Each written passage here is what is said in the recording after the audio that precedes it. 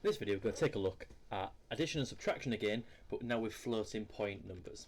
Okay, so if we've got two ordinary numbers with different exponents, so say we've got 1534 with an exponent of 3 and 1025 with an exponent of 2, we can't just add them up because those numbers represent different things. Therefore, what we need to do is basically put them into fixed point binary. Okay, so we've got this example here.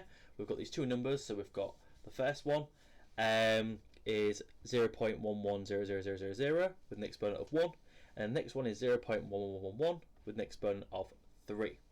So first things first, we convert them to fixed points, so they have the same exponent essentially. Okay, and you line them up with a decimal point. So you see here they don't match up, so that's why we've got this number's got essentially two blanks there, and this one's got two ones, so we can just count them as zeros and add them up. Now the number is positive, so it's absolutely fine.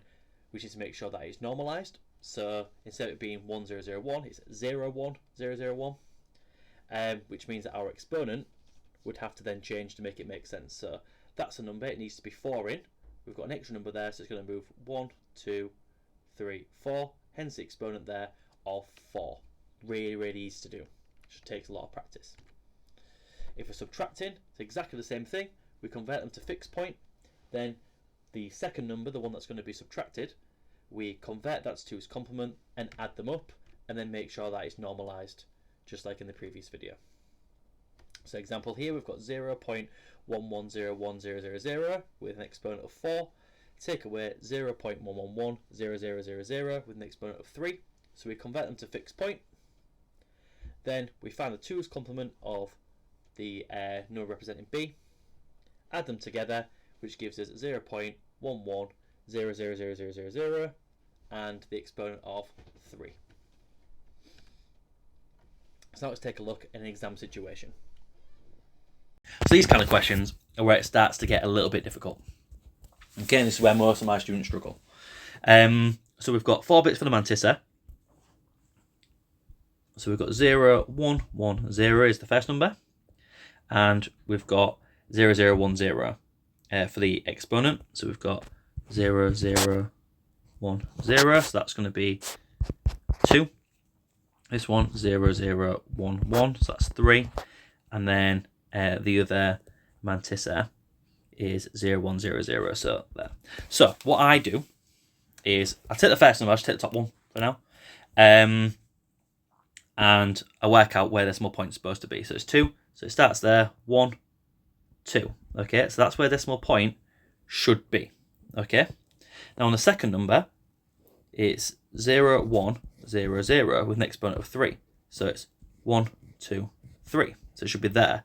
So before decimal point, this number, the second number, should be 0, 0, 1, 0. Okay, which means I can just put a 0 there for now. Decimal point stays in the same place.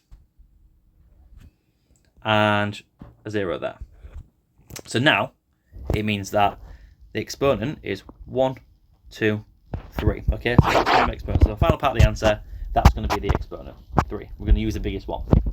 So now what we can do is add them together as normal. So we've got 0 plus 0, 1, 1, 1, 0. Okay, so it still needs to be 4 bits, and it needs to be normalized. That's where it gets difficult, because this number needs to be a normalized number, which means it has to begin with 0, 1 or 1, 0.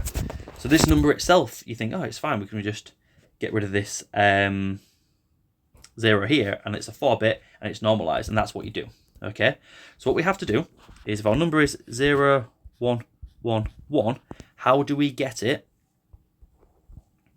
to be 0, 1, 1, 1 and have that point 0 there?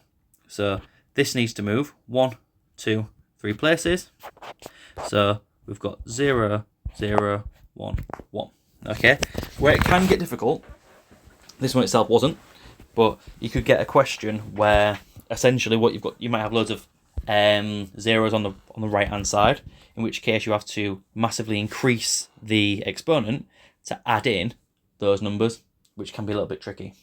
Essentially, you can change the exponent to whatever you want to keep that decimal point going, to add in more zeros if you need to. Because if I change the exponent to be slightly bigger, the number would then be 0, 1, 1, 1, 0. So it's going to shift them all one sort of column to the left, which will change the number. So you can actually make the number really big by having a really, really big exponent, or the opposite way around. You can have a really, really small, a negative number for the exponent, and make the mantissa itself a smaller number. That's all we do, is we get them in line with each other by choosing one of the exponents, usually a larger one, put in the numbers, work out what it is, and then add them up as normal and get your final answer, making sure you're showing off the mantissa and the exponent at the end to get the marks.